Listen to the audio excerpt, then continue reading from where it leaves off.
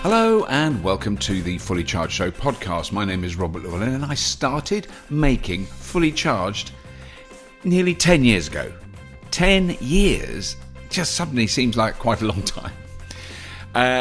It's grown a lot in that time. It's changed a lot. The world has changed a lot. Things have changed a lot. And I kind of have I'm doing a bit of reflection on that this year. We're going to make a very special 10th anniversary super episode on the normal Fully Charged channel on YouTube. But I just want to do a couple of updates and have some thoughts of things that have been swirling around my dusty old brain of late.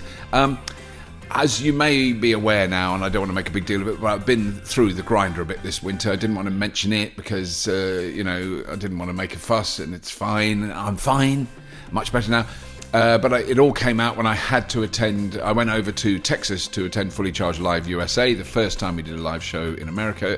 It was an amazing success, except I wasn't there. I've explained all this before. I've explained it on a recent show on YouTube. But so anyway, I've been very unwell for the last 3 months. I won't bore you with the details, but it did involve my first ever hospital stay. The NHS in these islands were absolutely extraordinary, amazing doctors, amazing nurses, amazing hospital, St Mary's in London. They literally saved my life. If I hadn't gone to see them, and if my vicious wife hadn't turned into Nurse Judy and forced me into the back of an ambulance and taken me to the hospital, I wouldn't be here today. So I got her to thank and everybody else. So there was that to deal with, which was quite full on, and at the same time I was making Red Dwarf, the comedy show I've been doing for the last 30 years. I'm just going to adjust the microphone fractionally. There we go. But on top of all that, there was a very kind of like more a discussion than a dispute, but a kind of overarching disagreement with Jonny Smith and Mark Taylor Hankins about the nature of the show. There'd been some disputes in the past. I don't want to do any coverage of fossil fuel burning vehicles. I'm just not interested. So hybrids, plug-in hybrids, don't want to know. If it's got a combustion engine in it, I don't want to know. And I absolutely respect that Jonny wants to cover all those different types of cars, and he's going to do really well. He's brilliant at his job. Mark is brilliant at his job. They've decided to go off on their own. It's fine. I'm really hoping at some point, I can do something with Jonny because he and I get on really well. We've never fallen out. He and I have never fallen out. We've been, and we still exchange happy, jolly emails to this day. But that was a blow, although not unexpected. But on top of everything else, it has made it a bit difficult. And they've been discussing things along those lines for a long time. So it wasn't just like a shock. And it was eventually mutually agreed that the best way forward was them to leave the company. So, it's just one of those things. It happens as a company grows. Because when Mark started, started working with Mark, there wasn't a company. When Jonny started, there was the beginnings of a company. We've now formed a limited company that produces Fully Charged, and another one that makes Fully Charged Live. And it's kind of like a proper business.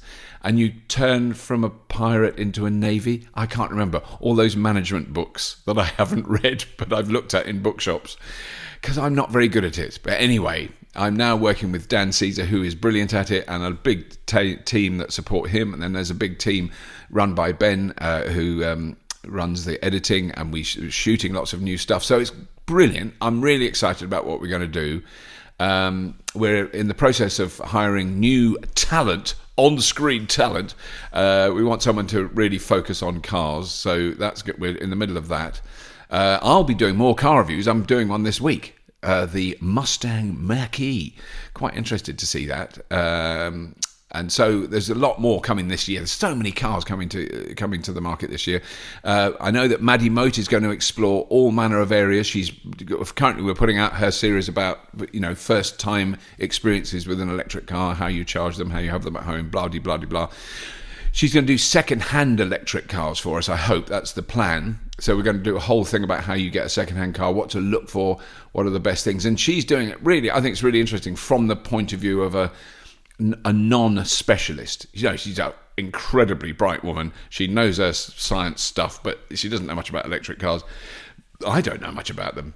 Only what I've learned in the last 10 years. And she's really good at explaining that. She's also going to do stuff about food miles, because there's an enormous debate going on about what we eat, how we eat it, where it comes from, where it's grown, how it's transported to us, the impact that has. Amazing. So she's really good at food miles, and that's a topic she's covered before. Helen Chesky is looking at battery recycling very soon. She's going over to Germany to see a company that literally throw old electric vehicle batteries into a big grinder, mash them up, and then extract all the different elements that the batteries are made of and use them again. It'd be really interesting to see how that goes.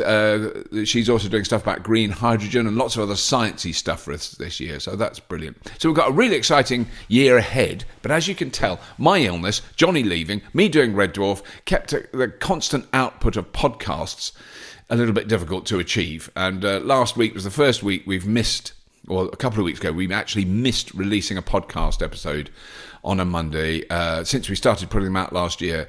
And it's just so annoying. I should have just, recorded one from my hospital bed and not made a fuss. But enough of the woes and disappointments of an old man's life.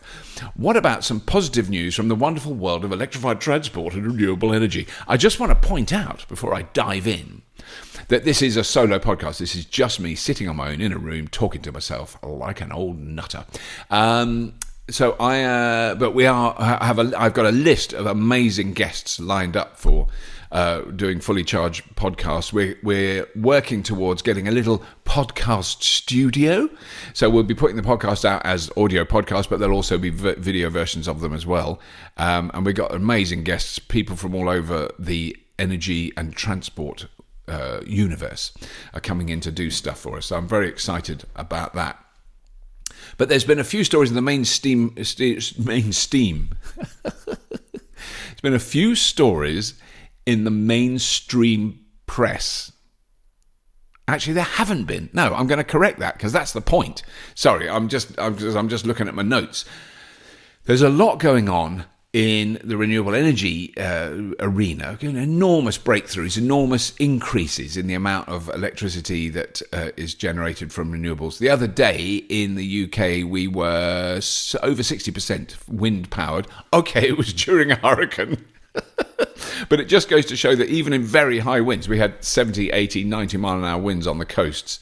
The wind turbines out at sea survive that and still produce electricity, which is amazing. We were really, really we were well over 50% for most of the day when it was very, very windy, which would be crazy if we weren't.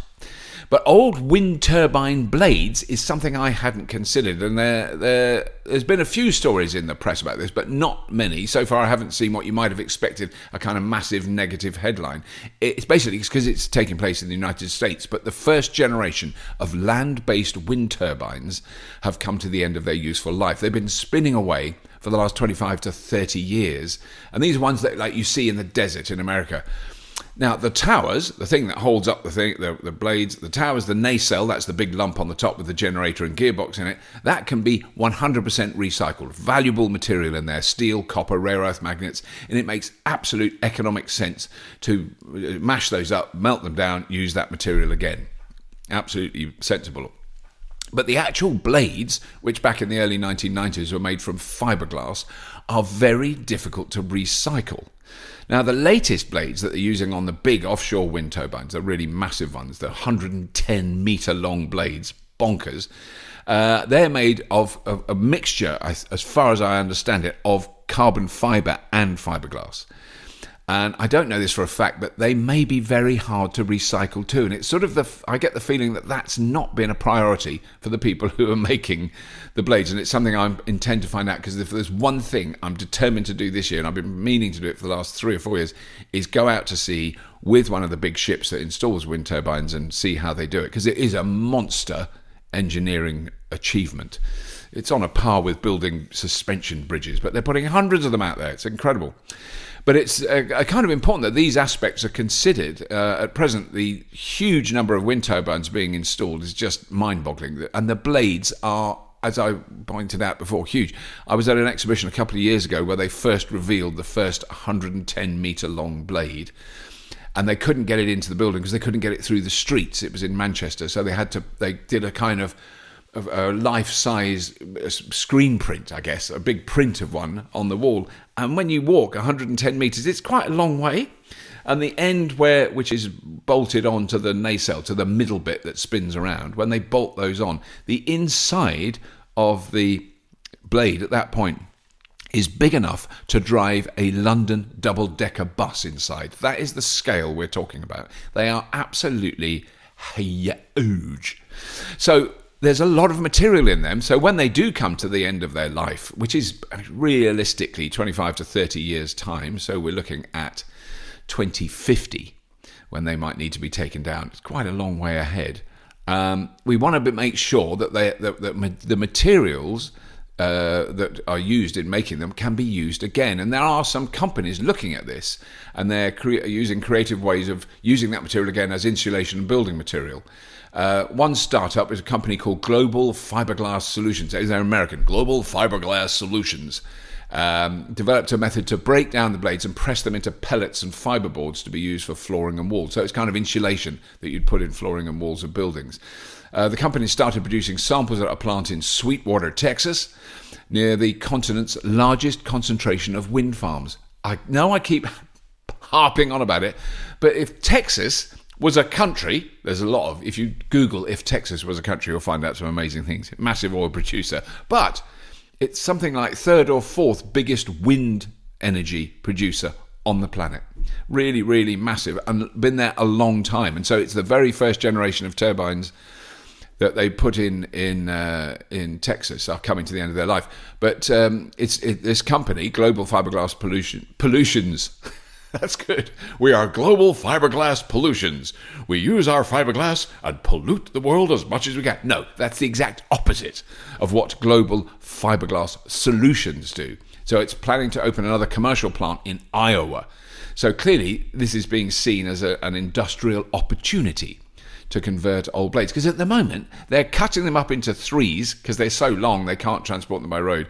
They're slicing them up and just literally burying them, which has got to be the dumbest thing to do in the world. And you just can't do that. That's just wrong. I remember driving through the Californian desert back in 2000. So we're talking 20 years ago. Is that 20 years ago? Yes. To do some crude mental maths. If it's 2020 now, Robert, 2000 was 20 years ago. Oh, yeah, thank you. Anyway, we passed literally thousands of little turbines spinning away. And when I say little, they're probably 20 foot high. They weren't, by comparison to the elegant giants of today's, these were little fellows. They were tiny little tiddly things, very low. And I would argue probably quite bad for the local bird population. Totally different than new ones, because the blades don't move that fast. That's another issue altogether. That's interesting. I've just had a text message from Source London. I don't know how they got my number, which is the on-street charging network in London. And if I plug in the next 2 hours, I get free electricity. Is that right? It's so strange. That is so, as the young people would have said 10 years ago, that is so random. Happy Valentine's Day. Is it Valentine's Day today? No. Is it? Hang on. No, I don't know. No, plug in your vehicle into any of our charge points and you'll be able to charge for 2 hours on us. I don't even know what that means. 2 hours, you'd add about, on their charges, maybe 80 miles. Yeah, it's free. That's good. I'm not in London, and I'm not parked on the street. But other than that, it's brilliant. Sorry, that is totally random. We may cut that out. We may not, because I find it quite amusing. So, driving through the California desert in 2000, I saw a lot of these things. And so there is a huge amount of them. So these smaller wind turbines, the first generation really of big commercial wind turbines, are coming to the end. Anyway, let's not bury them. Let's turn them into something useful. Moving on. Have any of you ever heard this argument? I've got a feeling if you've got an electric car, you will have done. Your electric car is dirtier than my diesel because of the impact of making the battery, and it's really damaging the planet, and they're not really green, and you're worse than me. That's called whataboutism. What about the lithium? It's not going to run out. What about the cobalt? The new car batteries don't use cobalt. I was talking to the wonderful Doug Naylor the other day, the creator and writer and director of Red Dwarf. I was doing an audio dub for the new series of Red Dwarf, which means you revoice some of the bits. If there's been a problem with your microphone during the recording, you have to revoice it. Sir, there's an anomaly in the space-time continuum, and you've got to match it to your own lips. It's quite hard for me to do. For really good actors and clever people and the rest of the Red Dwarf cast, it's quite easy. Anyway, so Doug, lovely Doug, he drives a Hyundai Kona. There's no incorrect way of saying Hyundai. You can say it in any way you want. Hyundai, Hyundai, any of those, it's fine. I was told that by a South Korean who works for Hyundai. Anyway, Doug drives a Hyundai Kona. He loves it, but he is constantly meeting people all the time who say this to him. Oh, but an electric car is actually dirtier than a diesel car. So the thing is, I'm not going to rise to the bait. So the thing is, how true is this? I mean, it is a very popular argument that's being pushed like mad at the moment from certain news outlets and lobbying groups. Let's just leave it at that. It's an easy one to make. It's a very easy accusation to make because it glosses over a massive and complex jigsaw of the current energy mix and just focuses on one small part of the process, making the battery. Most people don't even know what that means. You know, how do you make a battery? Well, in very much the same way as you make an engine or you make a car or you make a fuel tank. It's a mechanical industrial process.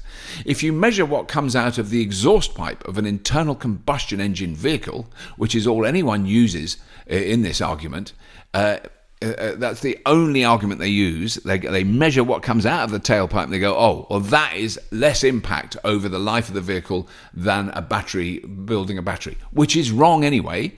But is this a fair comparison? And the answer is obviously no.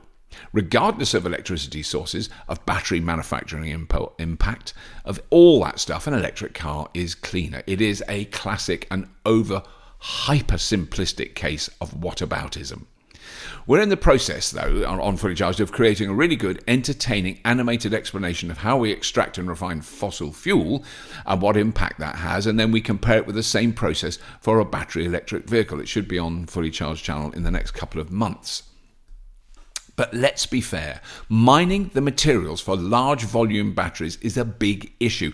I'm not denying it, and the building complex machines has a big impact on the planet we live on.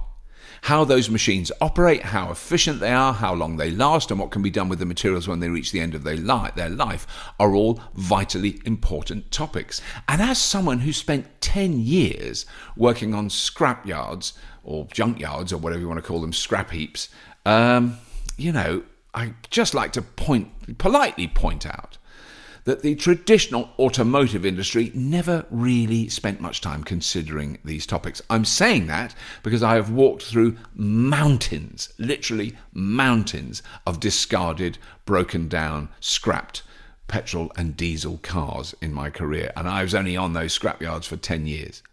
Millions of tons of cars are literally thrown away at the end of their life. Now, obviously now, all that material is being recycled. But it wasn't a key worry for the automotive manufacturers of 5, 10, 15, 20 years ago to go, well, what do we do with these materials at the end of their life? No, they didn't care. Someone else would look after it. It never occurred to them. So if you went up to someone, 20 years ago, a big motor manufacturer, and said, what happens to all the old ones? And they go, we don't know, we don't care. Here's our latest glossy model with slightly redesigned tail lights and different coloured seats. Buy one. I've been giving talks about this very topic, about the impact of electric vehicles for the last 10 years, and I always start with the following statement. Electric cars won't save the planet. Electric cars are not green. They are large, complex machines made in big factories by massive corporations using materials mined, processed, and shipped around the world. However, we all now understand, and we have millions of gigabytes of data that simply prove beyond any argument that electric cars are cleaner, that they last longer, and they have less impact on the planet than the old-fashioned cars we're using now. Electric cars are so much more efficient in the way they use the energy we can generate or create or extract, however we do it. Take, for example, 1 gallon of gasoline or petrol as we know it. This is an American gallon. 1 American gallon weighs around 6 pounds or 2.6 kilograms. That gallon of gasoline contains roughly 33.7 kilowatt hours of energy. Phenomenal. It's amazingly energy dense, which is enough to carry an electric car around 150 miles. If you drive an electric car in 150 miles, you'll use roughly 34 kilowatt hours of energy. That simple calculation gives you a very good measure of how much more efficient an electric drivetrain is over an internal combustion engine. This is a thing worth remembering. A gallon of gasoline contains 33, I think you can say 34 kilowatt hours of energy, so you don't have to remember the 0.7, nearly 34 kilowatt hours of energy. An electric car can do 150 miles on that. A gasoline car, between 10 for a big SUV and, let's be really generous, 40 for the most efficient. Hopelessly, pathetically inefficient. But let's, the smartest, I've driven cars that do 250 miles to the gallon, but they are cigar-shaped and you have to lie down in them and there's no room for your shopping. So, an electric drivetrain is hugely more efficient than an internal combustion engine. But that's only half the story. Then let's quickly look at the journey of that gallon of gasoline, the journey it goes on before we burn it in an engine that is at best 25 to 30% efficient, which means 25 to 30 pence. If you're putting £1 worth or $1 worth of fuel in your tank, you're only using 25 or 30 cents or pence of that to move you along. The rest is wasted. I can't go on about that too much. They're really inefficient. So the oil is pumped out of the ground. We all know that. Then it's pumped into massive tanks. Then, depending where the oil well is, it's pumped down long pipelines to a refinery or pumped onto a ship. And until you have stood next to the pumps that are powerful enough to force thick, glutinous crude oil along miles of pipe, let me assure you, they are big. I have stood next to them. They make a very loud humming noise because they're massive electric motors. They're about the size of a family house. And what do they use to power these pumps? Well, I've already given it away. They use electricity. So even before the fuel is refined, before it even gets to the refinery, just getting it to that stage has a massive impact. That electricity has to come from somewhere. Pumping crude oil around the world in all the various oil fields, offshore drilling rigs, all that stuff, we might mention it later on, the tar sands, the pumps that pump that material along pipes to get it to somewhere where they can refine it, uses multiple terawatts of electricity every year. Now, it was possible up until 2005 to find out how much electricity each country around the world used to either extract and refine or import and refine crude oil. Those figures were publicly available. They were collated by the United Nations Data Statistics Division in New York, and they were completely public. You didn't have to be clever. I found them quite easily. In the UK, we used multiple terawatt hours a year to refine imported oil. It's about the same amount of electricity as a mid-sized city would use annually. So it's a lot of electricity that is used to refine oil. Never mentioned by the people who argue that the battery electric car is dirtier than a diesel. And the history will show how not only absurd that is, but how profoundly ignorant, deliberately ignorant and offensive that ridiculous, pathetic argument is. Anyway, oil companies, strangely enough, no longer supply those figures to the United Nations and are very guarded about how much energy is used before the fuel reaches the pumps on the forecourt. That's what we're all supposed to worry about. How much CO2 comes out of the tailpipe? Nothing else. Don't worry about anything else. Just pump the fuel in. That's it. Put it in the tank. Drive it. Ooh, very low CO2 coming out with our new super efficient clean burn. Those two things don't go together. It's like clean coal. Clean, but there's no such thing as clean burn. Clean burn engines and their catalytic converters that get stolen because they're full of really valuable materials that no one mentions. They go on about cobalt. The other thing about cobalt is a lot of cobalt is used in the refining of of gasoline and petrol, it's used to remove the sulfur. So cobalt is mined in the Democratic Republic of the Congo, probably by children. It is put on trucks, it's taken to a port, it's put on a ship, it's taken to an oil refinery, it's refined, it's used as a catalyst in the refining of petrol. Petrol uses cobalt. So don't let any of those people who come up with those pathetic arguments that they know nothing about always hit them back. There's more cobalt being used in refining petrol than there is in batteries, so shut up. So we're meant to worry about what comes out of the tailpipe, which is a brilliant bit of obfuscation. Now, back to the journey that the oil goes on before we burn it. In the case of European countries, that oil is pumped onto massive oil tankers. So we're importing it. What makes the oil tankers sail the seas? Crude oil. Millions of tons of it. The dirtiest leftover filth at the end of the refining process is called bunker fuel, and that's what the big oil tankers burn. When it arrives at our shores, once again it is pumped from the ships to the huge storage tanks on the coast. And what do those massive pumps run on? Electricity. And then it is refined. And to refine crude oil, to produce all the myriad of amazing components and products that come out of crude oil, it's incredible stuff. You have to heat it up. And because we get plastics, we get pharmaceuticals, we get fertilizers, we get jet fuel, we get crude oil. It's amazing what they produce. It's incredible. It's not just petrol and diesel. But you have to heat it up. Heating it up requires enormous amounts of crude oil being burnt, quite a lot of it, at that point, before we even use it, along with even greater amounts of electricity in the refining process. Wait, what? We use electricity to refine oil? You gotta be kidding me. No, I'm not. We use massive amounts of electricity to refine oil. In fact, the largest solar farm in Texas, this is a lovely story, and believe me, it's massive, has been installed solely to provide cheap electricity for a massive coastal oil refinery. Oil companies aren't stupid. They know renewables are cheap. They might not want you to think about it, but they know how to save a buck. So when the fuel is refined and it's pumped, using electricity, into more massive storage tanks until it's pumped again into delivery trucks or trains where it's transported by diesel engines to a local gas station, filling station, call it what you will, where once again it is pumped, this time using electricity from the running diesel engine on the truck, into storage tanks under the filling station floor. Then we troll up in our cars, pull out the hose, put it in the nozzle, pull the trigger, and the fuel is pumped using electricity into our tank. And then, okay, I'm going to stop, I promise, but then we burn it in a piston engine, which means we waste between 70 to 75% of this valuable fuel, which is a heartbreaking tragedy.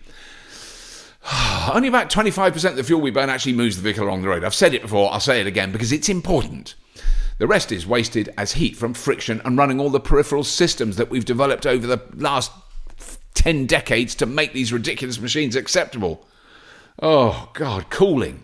Oil pumps, pumping oil around under pressure because it's pistons and cranks and half shafts and valves. They all need lubrication because there's all metal rubbing against metal, which creates heat, which you have to dissipate through a radiator and a big fan with a fan belt and flywheels. It just goes on and on. And I haven't mentioned tar sands. Well, I mentioned it. But the process is 10 times more inefficient. Or offshore oil extraction, which requires pipes and pump systems the size of a small town.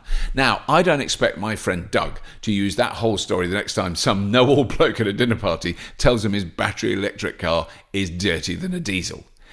And when I get comments about lithium running out or cobalt on Twitter or YouTube, I think it's worth pointing out what the total production of mobile phones has been to date.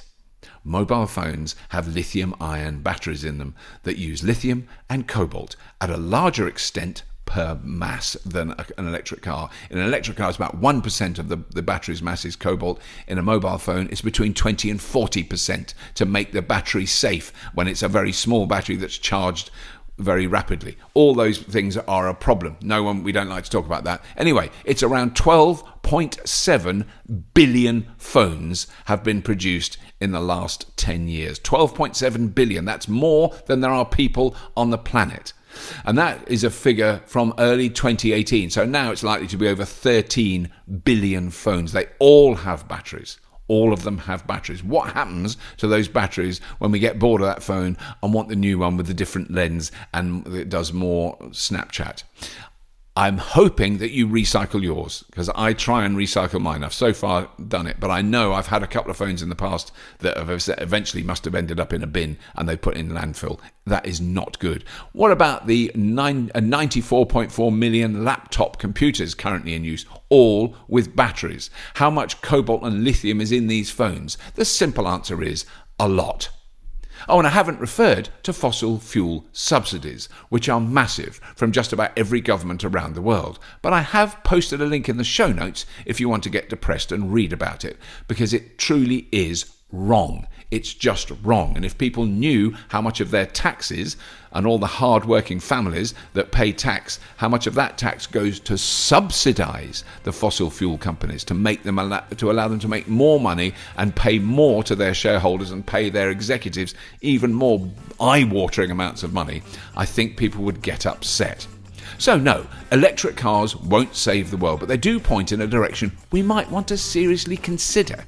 A place where we could have access to brilliant new technology which makes our lives better, easier, more enjoyable, but which is more sustainable, longer term and less damaging to us. There we go. I've droned on enough. I just wanted to get that point across. I just wanted to give people who hear these arguments a bit of ammunition in the other way round. Hopefully once we've done this animated thing, it's a wonderful man, I can't remember his name, and I really apologise to you if you're listening. I've had very brief communications with him, but I love the animations he's done. Very simple, quite funny, that explain a lot of this stuff in a very easy to digest way. I've droned on enough. There will be more episodes of this podcast coming soon, as I said, with brilliant guests covering important and sometimes frivolous topics. So please do subscribe, tell your pals, leave a nice review if you want to, or tell me to shut up and get off the airwaves. Are these airwaves? I think not. Anyway, as always, if you have been, thank you for listening.